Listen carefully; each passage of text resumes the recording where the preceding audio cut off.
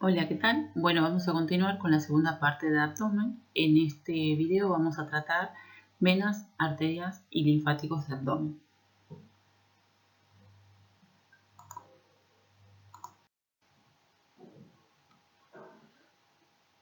La sangre venosa es devuelta al corazón por medio de tres troncos: el seno coronario, vena cava superior y vena cava inferior.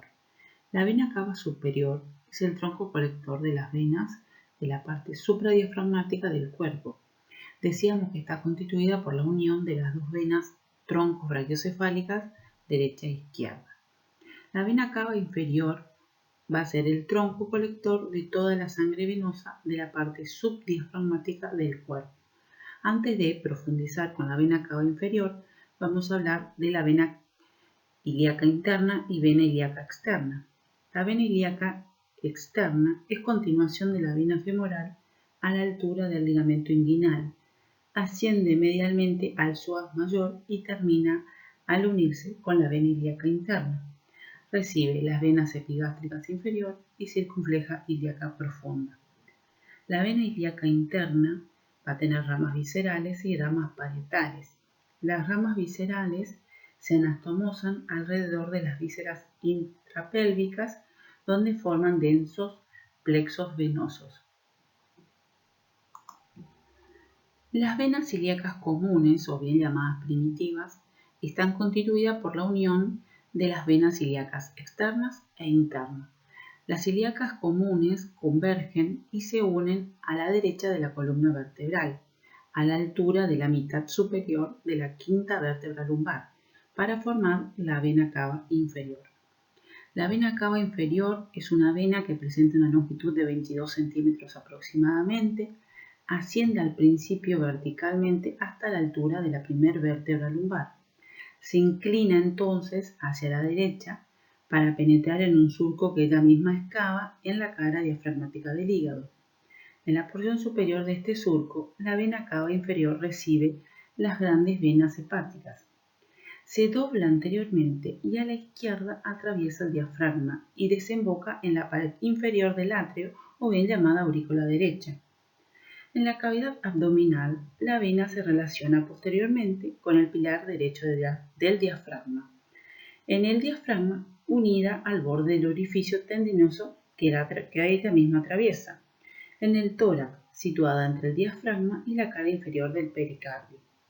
La vena cava inferior recibe las venas lumbares, las venas renales, la vena suprarrenal derecha, la vena testicular ovárica derecha, las venas hepáticas y las venas frénicas inferiores.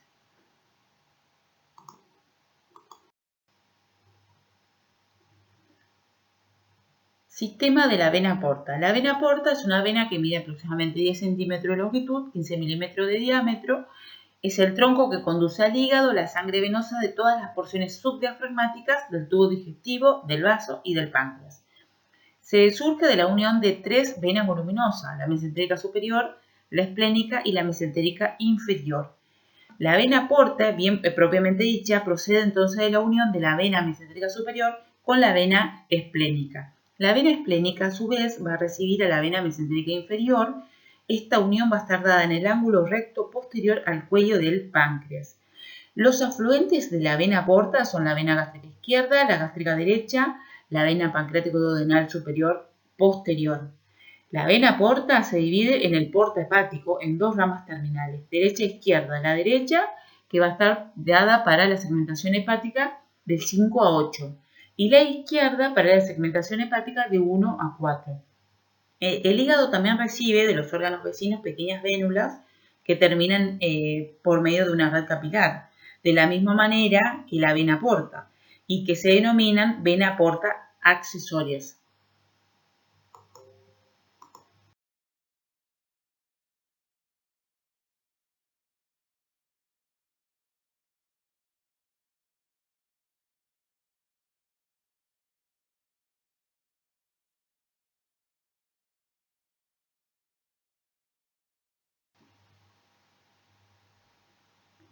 El sistema venoso porta y el sistema venoso de las cavas son independientes. El sistema porta drena hacia el hígado la sangre venosa del tracto digestivo. El sistema de las cavas asegura el retorno venoso hacia el corazón de toda la circulación sistémica. Sin embargo, existen vénulas que permiten que ambos sistemas se comuniquen en la proximidad de las extremidades del tubo digestivo y de las paredes abdominales.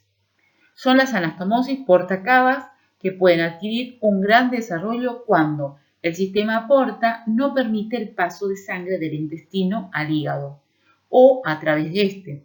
Entonces, la sangre se deriva hacia el sistema de las cavas.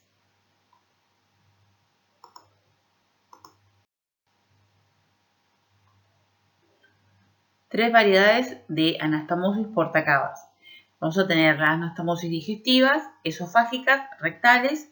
Después vamos a tener las anastomosis parieto-peritoneales y las anastomosis parietales propiamente dichas o periumbilicales.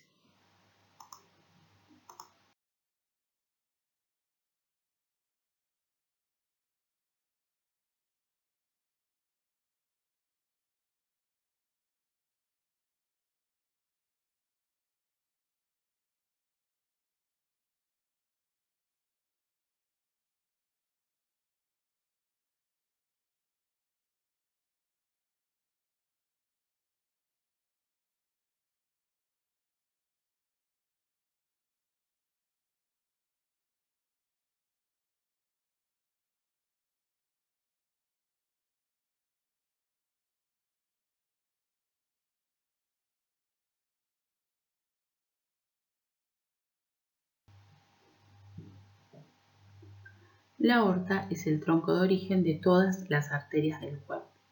A partir del orificio aórtico del ventrículo izquierdo asciende y describe una curva, llegando así sobre la cara lateral del cuerpo de la cuarta vértebra torácica. La arteria aorta adopta una dirección descendente y alcanza el diafragma. Atraviesa el hiato aórtico de este músculo y desciende en la cavidad abdominal hasta la cuarta vértebra lumbar, donde termina dividiéndose en tres ramas, la arteria sacra media y las dos ilíacas comunes. En su porción descendente, o bien llamada porción torácica o aorta torácica, se extiende desde el lado izquierdo del cuerpo de la cuarta vértebra torácica hasta el diafragma. En su porción abdominal o aorta abdominal, la aorta atraviesa el hiato aórtico del diafragma y penetra en la cavidad abdominal.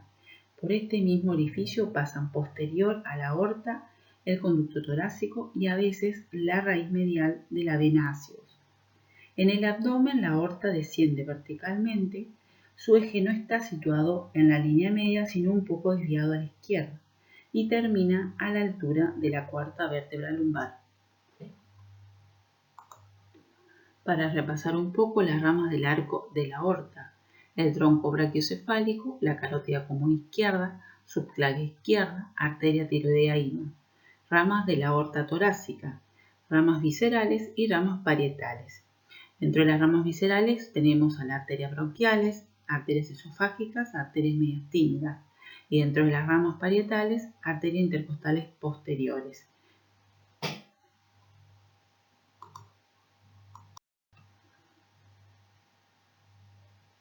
Ramas de la aorta abdominal. Nos encontramos con ramas parietales y ramas viscerales.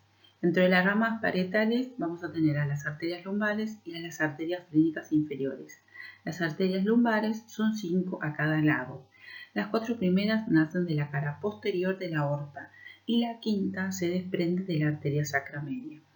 Las arterias frénicas inferiores son 2, derecha e izquierda, y nacen en la cara anterior de la aorta. Pueden nacer también del tronco celíaco. Ahora pasemos a las ramas viscerales. Primeramente hablemos del tronco celíaco, que nace de la cara anterior de la aorta, ligeramente a la izquierda de la línea media, inferior a las frénicas inferiores, y enfrente del borde inferior de la duodécima vértebra torácica o del disco que une dicha vértebra con la primera vértebra lumbar.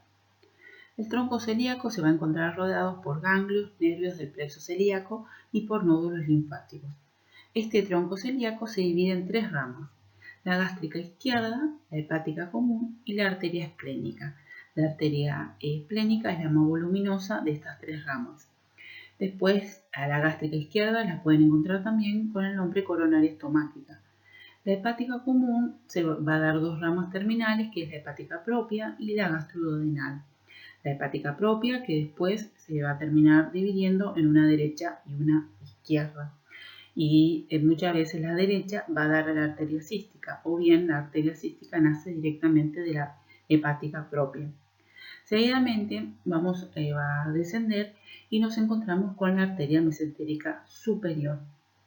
Esta arteria mesentérica superior nace en la cara anterior de la aorta, sentido inferior del tronco celíaco, borde superior de la primer vértebra lumbar. Va a proporcionar irrigación para el páncreas, el intestino delgado y mitad derecha del intestino grueso. Seguimos descendiendo y nos encontramos con las arterias suprarrenales medias, derecha e izquierda, y que van a estar destinadas a las glándulas suprarrenales. Se desprenden de las caras laterales de la aorta, casi a la mitad de la altura con respecto a la arteria mesentérica superior. Después vamos a tener a las arterias renales, que son dos, derecha e izquierda. Se van a encontrar a la altura de la primera vértebra lumbar inferior a la mesentérica. Después vamos a tener a las arterias testiculares y ováricas, destinadas a los testículos, a los ovarios y a las trompas uterinas. Van a nacer de la cara anterior de la aorta, altura entre las renales y las mesentéricas. Por último, nos encontramos con la arteria mesentérica inferior, irriga la parte izquierda del colon y el recto. Nace cara anterior de la aorta, ligeramente a la izquierda de la línea media, enfrente de la tercera vértebra lumbar. Este origen es posterior a la porción horizontal del duodeno.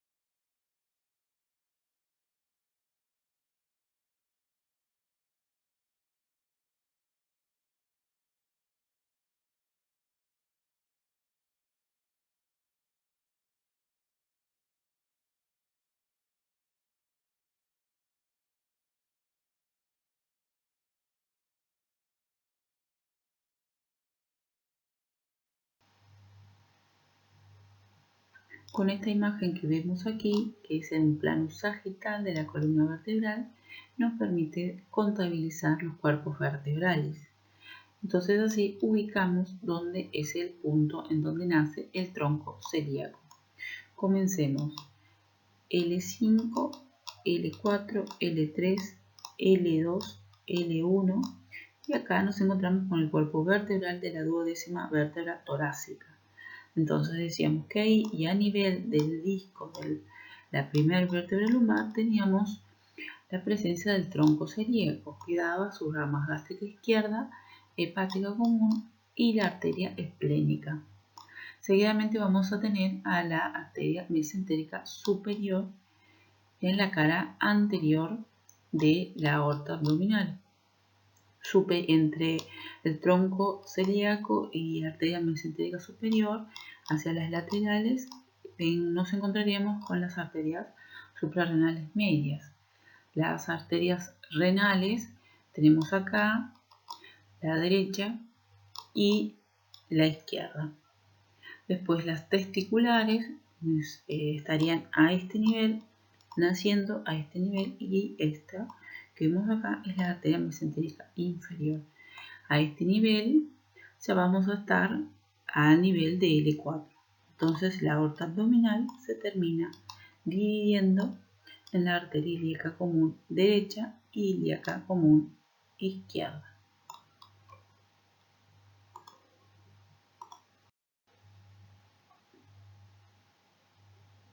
El tronco simpático abdominal es continuación del torácico.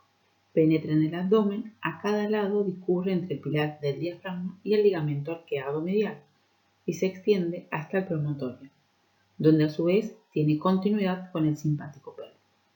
Está constituido en general por 4 ganglios lumbares unidos por un cordón intermedio.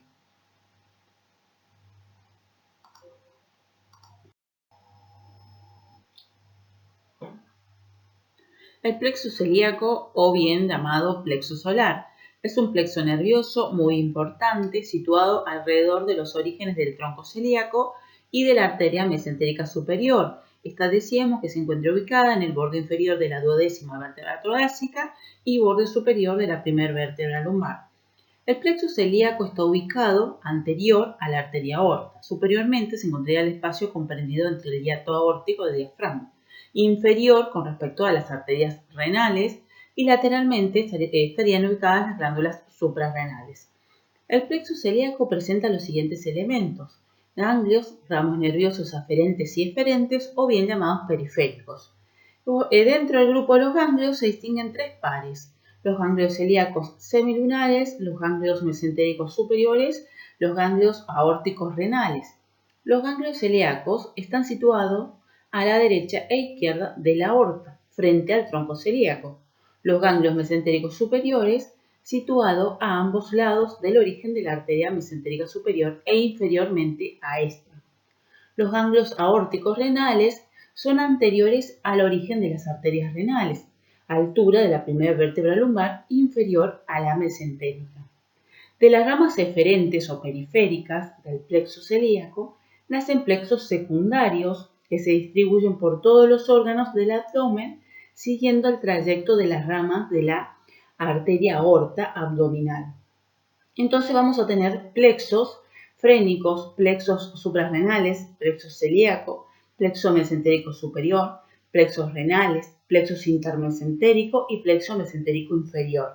Dentro del plexo celíaco vamos a encontrar el gástrico izquierdo, el esplénico y el hepático.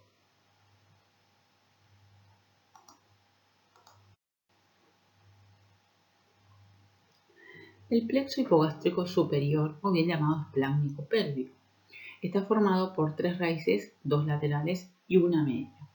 Cada raíz lateral es un cordón nervioso, resulta de la unión de 4 ramos procedentes de los 4 ganglios lumbares. Las 2 raíces laterales descienden, convergen y se unen a veces a la altura de la 5ª vértebra lumbar. La raíz media tiene un origen más complejo.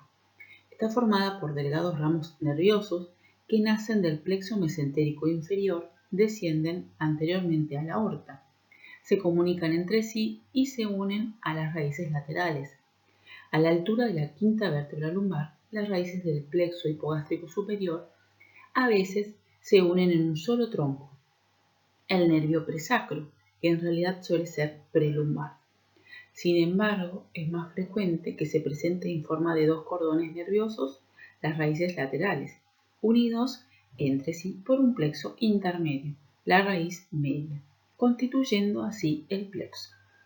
En la parte inferior de la 5ª vértebra lumbar, o a la altura del promontorio, el plexo puede estructurarse en 2 cordones, los nervios hipogástricos derecho e izquierdo, que se aíslan separándose uno del otro y se dirigen al plexo hipogástrico inferior del lado correspondiente.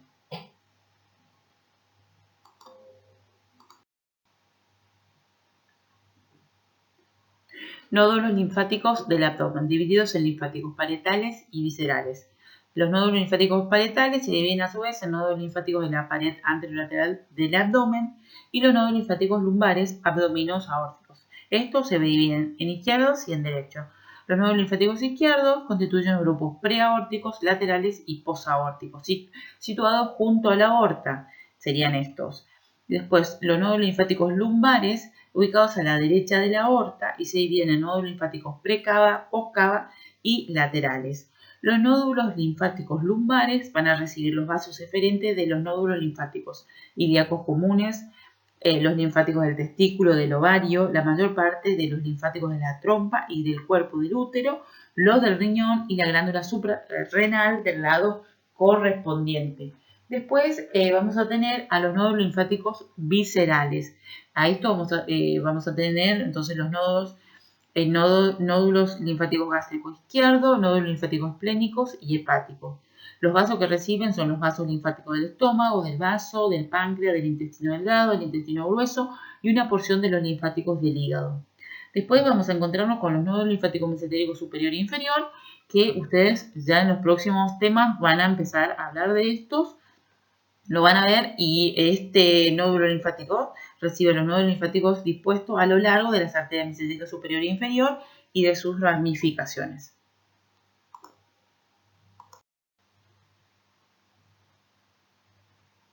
En esta diapo vemos representado una vértebra lumbar.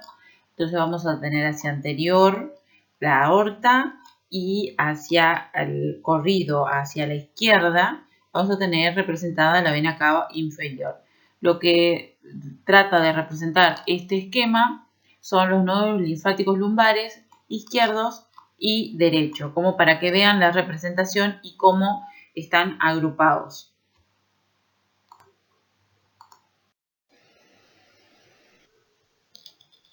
Vamos con la última diapo de esta segunda parte de abdomen, en donde hablamos de los linfáticos superficiales de la pared abdominal. Los linfáticos superficiales o cutáneos de la pared abdominal anterolateral pueden agruparse en dos territorios, supraumbilical y subumbilical. Los linfáticos supraumbilicales se dirigen a los nódulos linfáticos de la axila. Los linfáticos subumbilicales terminan en los nódulos linfáticos inguinales. Los linfáticos profundos se dirigen inferiormente a los nódulos linfáticos ilíacos externos, superiormente a los nódulos linfáticos paraesternales, posteriormente a los nódulos linfáticos aórticos.